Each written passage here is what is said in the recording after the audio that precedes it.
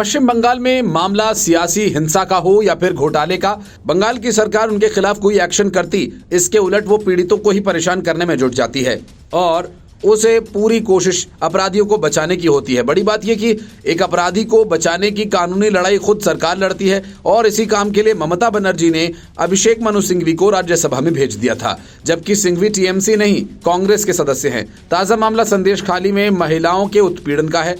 महिलाओं के यौन उत्पीड़न और जमीनों को कब्जाने के इस मामले में कलकत्ता हाई कोर्ट के फैसले के खिलाफ सुप्रीम कोर्ट में याचिका डाली गई थी, लेकिन सुप्रीम कोर्ट ने उस याचिका को ही खारिज कर दिया। सुप्रीम कोर्ट ने सीबीआई जांच पर रोक लगाए जाने की मांग वाली बंगाल सरकार की अर्जी को खारिज कर दिया। इसके साथ ही ममता सरकार पर तीखी टिप्पणी करते हुए कहा कि आखिर किसी को बचाने की जरूरत क्या है। अदालत ने पूछा कि आखिर क्यों सरकार किसी को बचाना चाह रही है। अदालत ने इस मामले में बंगाल सरकार की ये कहते हुए भी खिंचाई की कि इस केस में टीएमसी का एक नेता भी शामिल है और उसके बाद भी आपने कुछ नहीं किया। जस्टिस बीआर गवई और जस्टिस केवी विश्वनाथन की बेंच ने कहा कि ये सभी मामले संदेशखाली से जुड़े हैं। आपने आरोपी को गिरफ्तार करने समेत कोई भी एक्शन नहीं लिया। इसके अलावा अदालत ने 10 अप्रैल को दिए गए हाईकोर्ट के फैसले को बरकरार रखा। सुप्रीम कोर्ट ने कहा कि उच्च न्यायालय ने जो बातें कही उनमें कुछ गलत नहीं था। इसके अलावा केस को लेकर अदालत ने टिप्पणी की जांच पर कोई असर नहीं दिखेगा। वरिष्ठ अधिवक्ता अभिषेक मनु सिंघवी ने अदालत में ममता सरकार का पक्ष रखा।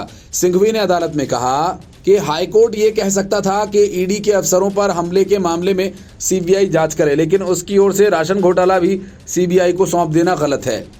उन्होंने कहा कि राज्य सरकार ने राशन घोटाले की जांच कराई। इसके अलावा यौन उत्पीड़न के जमीन कब्जाने के मसले पर भी जांच की गई। इस मामले में कुल 42 चार्जशीट दाखिल की गई थी।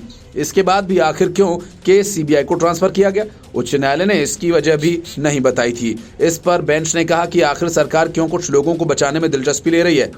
इसके अलावा अदालत ने यह भी पूछा कि आखिर मामले में शामिल लोगों को कब अरेस्ट किया गया था। अदालत ने ये जानकारी 29 अप्रैल को ही मांगी थी। जब आखिरी सुनवाई हुई थी तब भी कोर्ट ने पूछा था कि आखिर ममता बनर्जी सरकार शाहजहां शेख को क्यों बचाना चाहती है, जो टीएमसी का नेता है और दबंग है। इस पर बंगाल सरकार की ओर से पेश अधिवक्ता जयदीप गुप्ता ने कहा कि राज्य सरकार के खिलाफ ऐसी टिप्पणियां गलत है क्योंकि उसने सभी संभव कदम उठाए। हाईकोर्ट ने अपने फैसले में संदेशखाली में महिलाओं के यौन शोषण, जमीन हथियाने और राशन घोटाले से जुड़े सभी मामलों में सीबीआई जांच का आदेश दिया था। कलकत्ता हाईकोर्ट के फैसले को चुनौती देने वाली याचिका को खारिज करते हुए बेंच ने ममता सरकार के रवैये पर भी सवाल उठाए। सुप्रीम कोर्ट ने कहा कि सरकार किसी को बचाने की कोशिश क्यों कर रही है। संदेशखाली में टीएमसी से निष्कासित नेता शाहजहां शेख पर यौन उत्पीड़न और जमीन हड़पने के आरोप लगे थे। इस मामले में विपक्ष ने ममता सरकार पर जमकर निशाना साधा था। Bureau report, news of India.